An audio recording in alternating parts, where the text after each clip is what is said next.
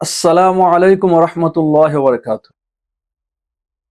তালাক দেওয়ার সঠিক নিয়ম না জানার কারণে আজ আমাদের সমাজের মধ্যে অসংখ্য ফিতনা ছড়িয়ে পড়েছে। যারা সন্তানের সংখ্যা দিন দিন বৃদ্ধি পাচ্ছে, একসাথে 3 তালাক দেওয়া হচ্ছে, আবার স্বামী স্ত্রী পুনরায় সংসার করতে যাচ্ছে এবং সমাজেও তাকে স্বামী স্ত্রী বলে ধরে নেওয়া হয়েছে, অথচ তাদের প্রত্যেকটা রাত্রি সবকিছু জিনা হিসেবে গণ্য হচ্ছে এবং তাদের যে সন্তান জন্মগ্রহণ হচ্ছে প্রত্যেকটা সন্তান জারজ সন্তান হিসেবে আখ্যায়িত হয়েছে। বড় দুঃখে এবং আফসোসের সাথে বলতে হয়, আজকে ইসলামী দেওয়ার বিধান, প্রত্যেকটা বিধানকে সঠিকভাবে না জানার কারণে আজকে এই ভয়াবহ বিপর্যয়ের সম্মুখীন হচ্ছে। আমাদেরকে জেনে রাখতে হবে যে স্বামী স্ত্রীকে তালাক দেওয়ার কোন সিচুয়েশন যেন তৈরি না হয়। যদি একান্ত তালাক দিতে হয় তাহলে তালাকের যে আহসান পদ্ধতি, সর্বোত্তম পদ্ধতি, এই পদ্ধতি তালাক দেওয়া।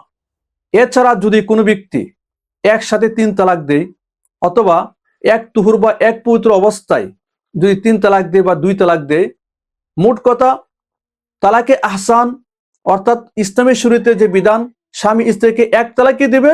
আর 1 তালাক দেওয়ার পর স্বামী স্ত্রী যখন নাকি 1 হায়েজ 2 হায়েজ 3 হায়েজ অতিবাহিত হবে, তারপরে এটা বাইনে পরিণত হবে। যখন এই বাইন তালাক দেওয়া হবে হয়ে যাবে, তখন স্ত্রীকে স্বামী আবার পুনরায় মোহর দিয়ে বিবাহ করতে পারবে এবং স্ত্রী ইচ্ছা করলে অন্য স্বামী গ্রহণও করতে পারবে।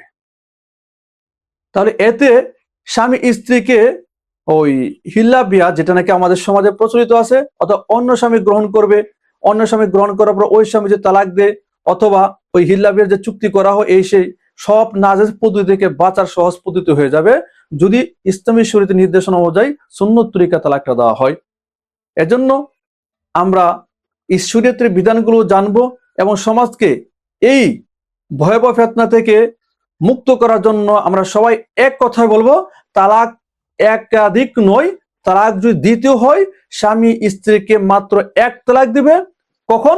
যখন স্ত্রী পবিত্র থাকবে এবং ওই পবিত্রতা অবস্থায় স্ত্রীর স্বামী সহবাস না করে, তখন 1 তালাক দিয়েই স্ত্রী ইদ্যত পালন করতে থাকবে। স্ত্রী ইদ্যত পালন করতে থাকবে, যখন 1 হায়েজ 2 হায়েজ 3 হায়েজ অতিবাহিত হয়ে যাবে, তখন স্ত্রী 1 তালাকে বাইন হয়ে যাবে। 1 তালাকে বাইন হওয়ার পর স্ত্রী অন্য স্বামী গ্রহণ করতে পারবে। আবার যদি মনে হয় যে না, ভুল বুঝাবুঝি সংশোধন হয়ে যায়, স্বামী স্ত্রী আবার নতুন করে বিবন্ধনে আবদ্ধ হইতে পারে, নতুন মোহর নির্ধারণ করে, তখন হিল্লা বিয়ার কোনো প্রয়োজন হবে না। আজ হিল্লা বিয়ার প্রয়োজন হচ্ছে কেন? ওই একসাথে 2 তালাক 3 তালাক অসংখ্য তালাক বলে উচ্চারণ করছে, এই ভয়াবহ এই সিচুয়েশন একটা দাঁড়িয়েছে। এজন্য আমরা এখন থেকে প্রচার করবো, বলতে থাকবো, তালাক একাধিক নয়, তালাক যদি দিতে হয় সর্বোচ্চ একটাই, এর বাইরে দেওয়া নিয়ম নয়। তবে হ্যাঁ, যদি কোনো ব্যক্তি 3 তালাক দিতে চায়, তার পদ্ধতি হচ্ছে যে প্রথম তুহুরের মধ্যে, প্রথম পবিত্র অবস্থায় 1 তালাক দিবে, যে তুহুরের মধ্যে সহবাস করে নাই, তারপর স্ত্রী যখন 1 হায়েজ অতিবাহিত হবে, দ্বিতীয় তুহুর আসবে, দ্বিতীয় পবিত্রতা আসবে, দ্বিতীয় পবিত্রতা অবস্থায় আবার আরেক তালাক দিবে। আবার এই অবস্থাও স্ত্রীর সহবাস করা যাবে না। আবার দ্বিতীয় হায়েজ শেষ হওয়ার পর যখন আবার তুহুর আসবে, সে তুহুরের মধ্যে ওই 1 তালাক দিবে। এরকম ভাবে যখন 3 তুহুরের মধ্যে 3টা তালাক দিবে, এরপরে যখন অতিবাহিত হয়ে যাবে, তখন 3 তালাকে মোগাল্লাদা হয়ে যাবে। আর 3 তালাকে মোগাল্লাদা যখন হয়ে যাবে, তখন স্বামী স্ত্রীকে আর বিবাহ করার কোনো অপশন থাকবে না, আর বিবাহ করতে পারবে না।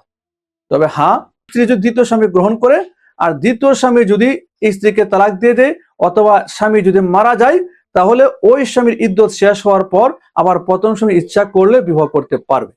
তাহলে আমাদের জন্য সবচেয়ে নিরাপদ পদ্ধতি হলো, তালাক যদি দ্বিতীয় হয় তাহলে 1 তালাক দিবে পবিত্র অবস্থায়, যে পবিত্র অবস্থায় সহবাস করে নাই।